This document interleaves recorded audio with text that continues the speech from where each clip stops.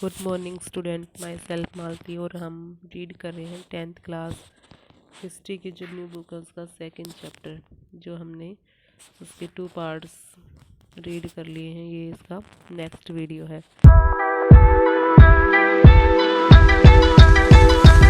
तो आज हम पढ़ेंगे विश्व में भी जितनी भी सभ्यता है उनके बारे में डिटेल से दिया हुआ है इस चैप्टर में। तो आज हम यूनानी जो सभ्यता है उसके बारे में पढ़ेंगे, ठीक है। तो चैप्टर हम स्टार्ट करते हैं। चैप्टर है, हेडिंग है यूनानी सभ्यता। तो ये कहाँ है भाई? यूरोप के जो दक्षिण पूर्व में स्थित है यूनान एक प्रायद्वीप है, ठीक है। आए प्रायद्वीप है भाई, यूरोप के जो कहाँ पड़ता है दक्षिण पूर्व में स्थित यूनान एक प्रायद्वीप है। यह 3 तरफ से समुद्र से घिरा हुआ है।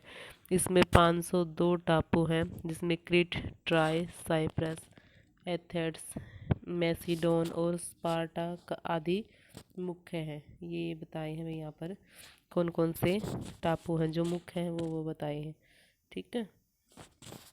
नेक्स्ट है, इस द्वीप पर लगभग 4000 ईस्वी पूर्व में एक सभ्यता का उदय विकास हुआ जिसे क्रीट की सभ्यता कहते हैं। क्या कहते हैं भाई? इम्पोर्टेंट है, इसको क्या कहते हैं? जो क्रीट की सभ्यता कहते हैं। यह सभ्यता 1500 ईस्वी पूर्व तक बनी रही। नॉनसेंस तथा फ्रिस्ट ट्राई सभ्यता के गढ़ थे, यानी कि मुख्य जो एरिया है भाई नॉनसेंस तथा फ्रिस्टस ट्राई सभ्यता के गढ़ थे। क्रीट की सभ्यता के पतन के पश्चात मायसीन नामक नगर में मायसीनियन सभ्यता का उदय हुआ जो 1200 ईस्वी तक चली। नेक्स्ट है, 1200 ईस्वी पूर्व में आर्यन कबीलों ने यूनान पर अधिकार करके विभिन्न नगर राज्यों में विकसित सभ्यता को भी जन्म दिया। ये छोटे छोटे नगर राज्य प्रजातांत्रिक व्यवस्था पर आधारित थे। इन नगर राज्यों को क्या कहते थे भाई? पोलिस कहते थे, ठीक है। जो ये छोटे छोटे राज्य थे जो बटे हुए थे वे डेमोक्रेटिक थे। जो छोटे छोटे राज्य इनको क्या बोलते हैं भाई? पोलिस। प्रत्येक नगर की अपनी अलग सेना, यानी कि जो भी राज्य थे उनकी अपनी अलग सेना और अलग ही गवर्नमेंट थी भी। ये नगर राज्य आपस में लड़ते रहते थे।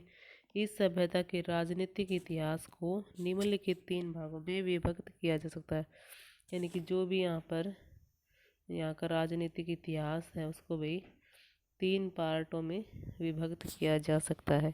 फर्स्ट है अंधकार युग या होमर युग जो 1200 ईस्वी पूर्व से 800 ईस्वी पूर्व तक रहा।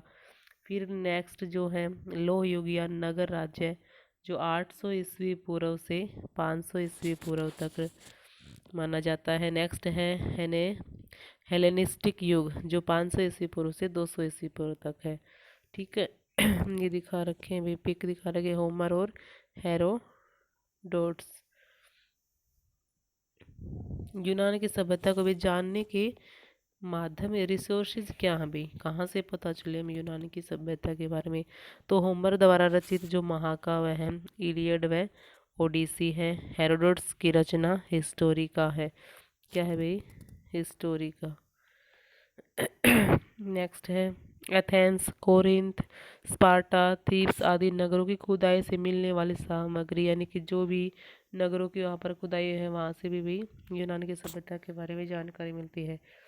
फिर नेक्स्ट है भाई यूसी डाइडिस की रचना जो पेलोपोनेसियन युद्ध है उससे। फिर नेक्स्ट है भाई प्लेटो एवं अरस्तु की जो रचनाएं हैं वहाँ से भी यूनान की सभ्यता के बारे में जानकारी मिलती है। अभी इस शासन व्यवस्था यूनान की सभ्यता की भी जो प्रशासनिक एवं जो राजनीतिक व्यवस्था कैसी थी, यानी कि यहाँ पर कैसे शासन व्यवस्था थी भी इसके बारे में हम पढ़ेंगे। तो इस समय यहाँ विभिन्न राजवंशों के शासकों ने शासन किया। राजा क्या थे भी? निरंकुश होते थे। निरंकुश का मतलब होता है जो अपनी मन मर्जी से रूल रेगुलेशन बनाने वाले, अपनी मर्जी से रूल्स को फॉलो करवाने वाले जो राजा होते हैं। कई बार प्रजातांत्रिक भी होते हैं थे। राजा को प्रजा ईश्वर तुल्य मानती थी। ईश्वर तुल्य मतलब भगवान के समान मानती थी। राजा एक परिषद के परामर्श से शासन का संचालन करता, यानी कि एक परिषद होती थी भाई जिससे सलाह मशवरा वगैरह करता था। परिषद में उच्च वर्ग के सम्मानित व्यक्ति होते थे। इस परिषद का नाम ब्यूल था भाई। ये इम्पोर्टेंट है, ऐसे छोटे मल्टीपल चॉइस क्वेश्चन में आ जाए भाई। तो ब्यूल क्या है? तो क्या है ये जो परिषद में जो उच्च वर्ग के सम्मानित व्यक्ति होते हैं, इस परिषद का नाम है भाई ब्यूल। जनसाधारण की आम सभा को एगोरा कहते थे। जो सिंपल साधारण लोग की जो सभा होती थी उसको बोलते हैं एगोरा कहते थे भाई। ठीक है, नेक्स्ट है, इस आम सभा में समस्त स्वतंत्र नागरिक भाग लेते थे। कौन होते भाई? सभी स्वतंत्र होते हैं वो व्यक्ति। सिकंदर का समय विश्व इतिहास में हेलेनिस्टिक युग से नाम से जाना जाता है। इंपॉर्टेंट है भाई, सिकंदर का समय जो था टाइम पीरियड विश्व इतिहास में हेलेनिस्टिक युग के नाम से प्रसिद्ध है। सिकंदर ने 336 ईस्वी पूर्व में अपने पिता क्या नाम है भी फिलिप का वध कर दिया और मकदूनिया जिसे मैसेडोनिया का शासक वह बना। उसने यूनान में हुए विद्रोह को कुचल दिया और समस्त यूनान पर अपना अधिकार कर लिया। यूनान में उस समय लगभग 150 नगर राज्य थे।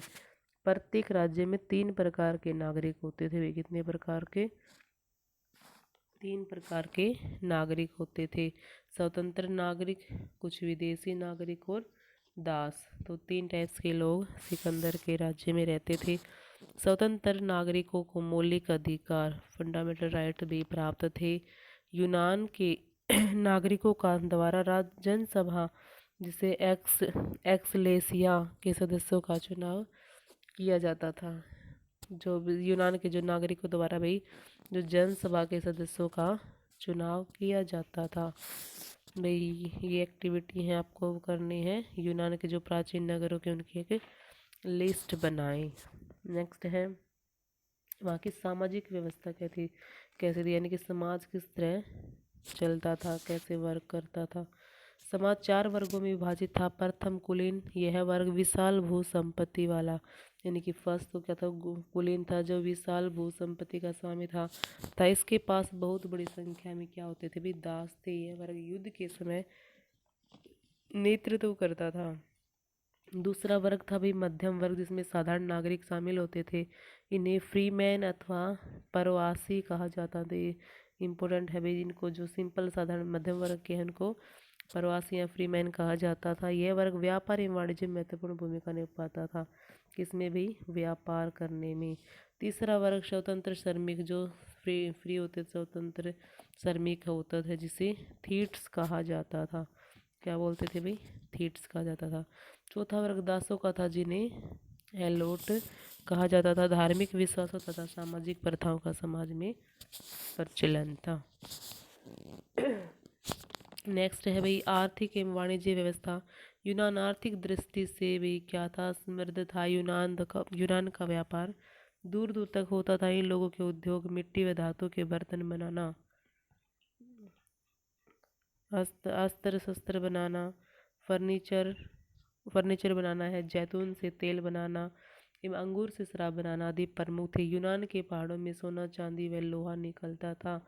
यहाँ कृषि पर ध्यान नहीं दिया जाता था, यानी कि भी यहाँ पर कृषि वगैरह कम थी और व्यापार जो है वो ज़्यादा थे। नेक्स्ट है धार्मिक एवं सांस्कृतिक जीवन। तो यूनान के लोग बहुदेववादी थे और मूर्ति पूजक भी थे, यानी कि मूर्ति पूजन भी करते थे। ये लोग प्राकृतिक शक्तियों तथा जानवरों की भी पूजा करते थे। उनका भूत प्रेत में भी विश्वास था। इनकी मुख्य देवी देवता जीएस मतलब आकाश का देवता, अपोलो सूर्य देवता, सूर्य को बोलते हैं हर्मस या व्यापार का देवता, पोसिडोन समुद्र का देवता, मार्स युद्ध का देवता, डेमीटर अन्न की देवी आदि थे। यहाँ के लोग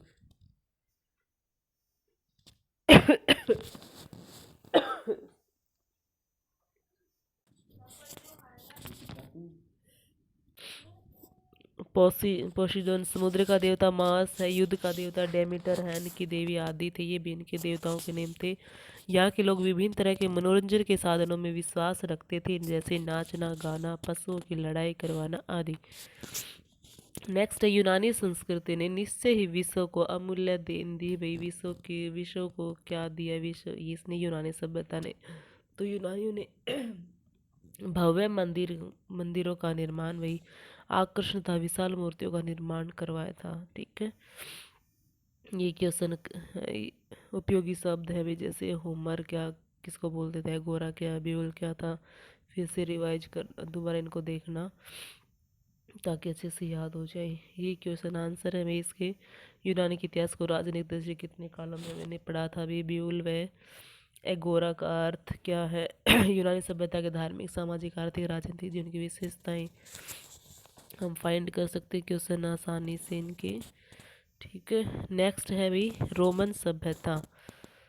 इसका टाइम पीरियड क्या है भी, कहाँ तक इसका विस्तार, इसके बारे में पढ़ेंगे।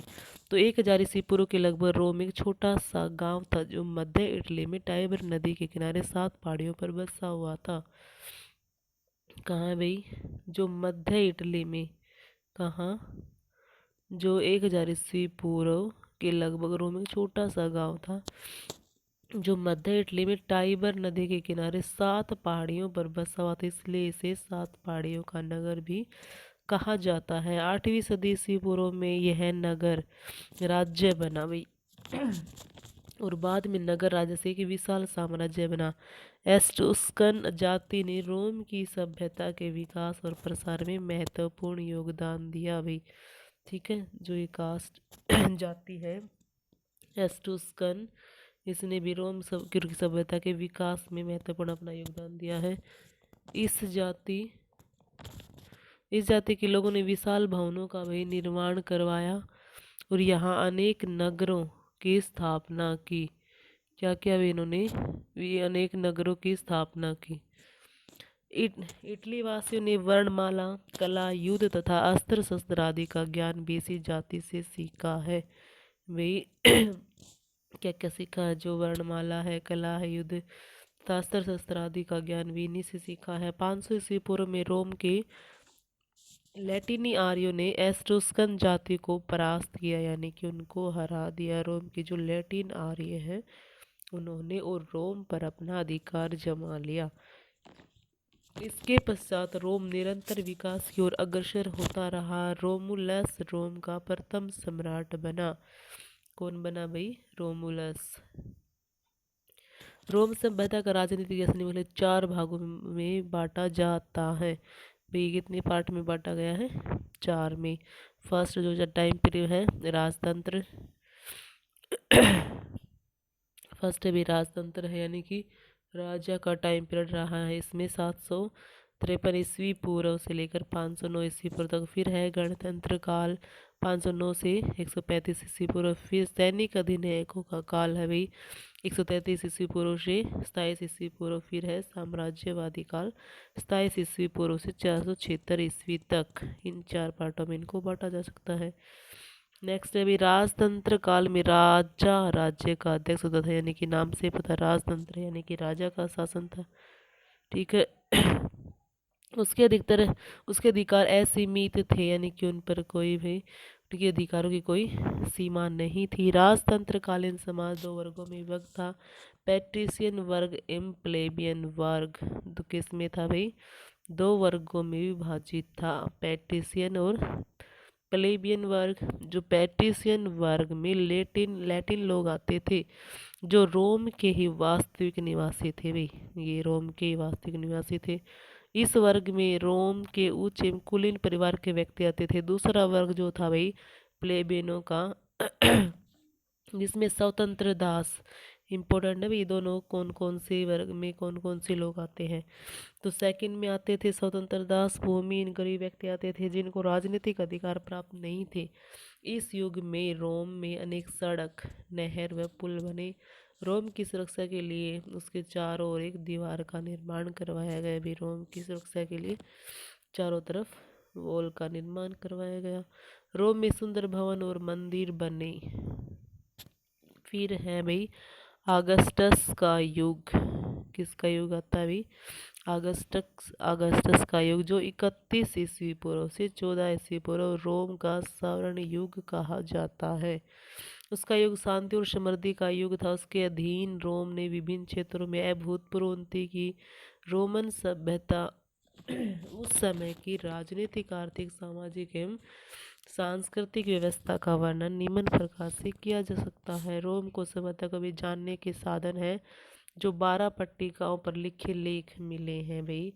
12 टेबल्स बोलते हैं जिसको। नेक्स्ट है फिर रोम के जो पुरोहितों द्वारा लकड़ी की तख्तियों पर लिखे हुए भी उनके लेख मिले हैं, एनलेस पोंटिफिकम। नेक्स्ट लिवी की जो रचनाएं हैं, पोलिबियस है, डियोडोरस के लेख हैं। तो ये सभी भी रोम की सभ्यता को जानने के साधन है भी, यहाँ से उनके बारे में जानकारी पता लगती है। अब ये रोम देवता है भी जुपिटर, ये रोम को देवता के रूप में इनको मानते हैं, जुपिटर है। फिर ये रोमन सिक्के हैं भाई, ठीक है, रोमन सिक्के मिले। नेक्स्ट है भाई, अब यहाँ की शासन व्यवस्था कैसी थी रोम की। तो रोम में गणतंत्रात्मक शासन व्यवस्था जनता द्वारा चुनी हुई जो सीनेट के हाथों में केंद्रित थी।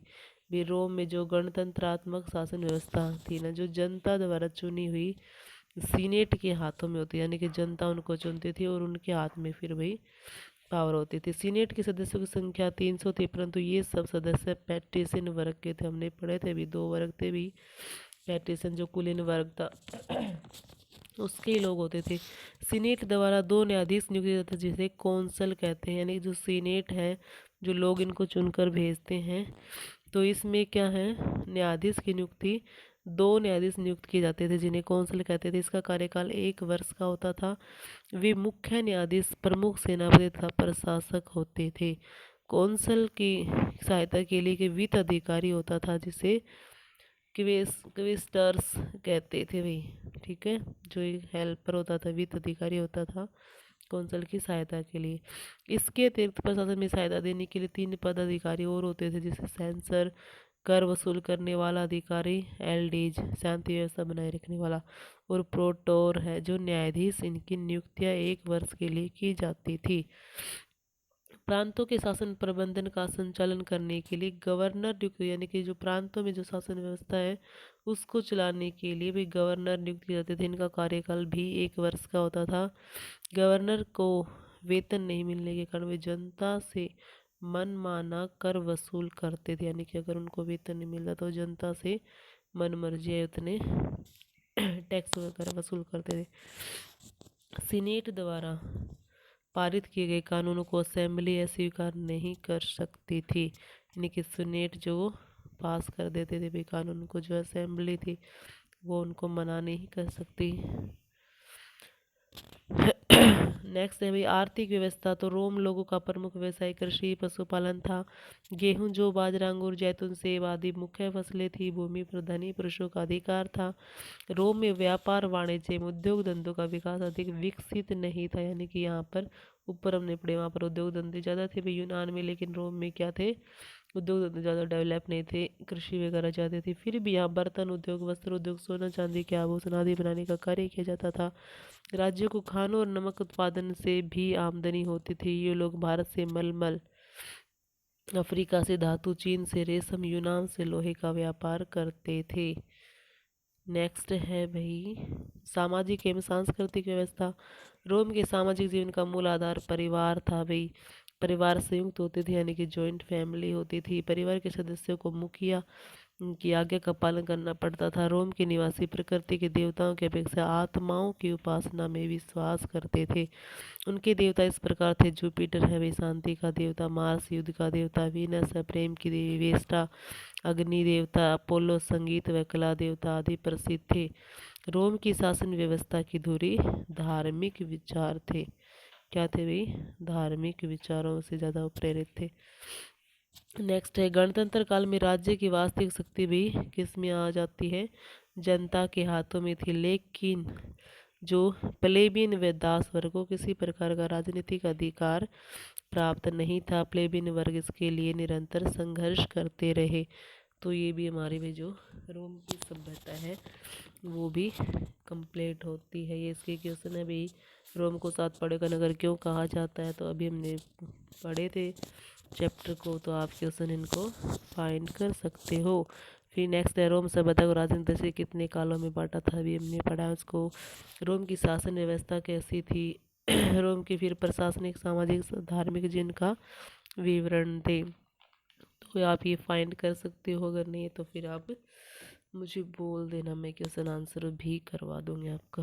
तो नेक्स्ट ये वीडियो जो अभी आगे और चैप्टर रहता है ये हम नेक्स्ट वीडियो में रीड करेंगे, फिर हमारा चैप्टर ये कंप्लीट हो जाएगा। So thank you.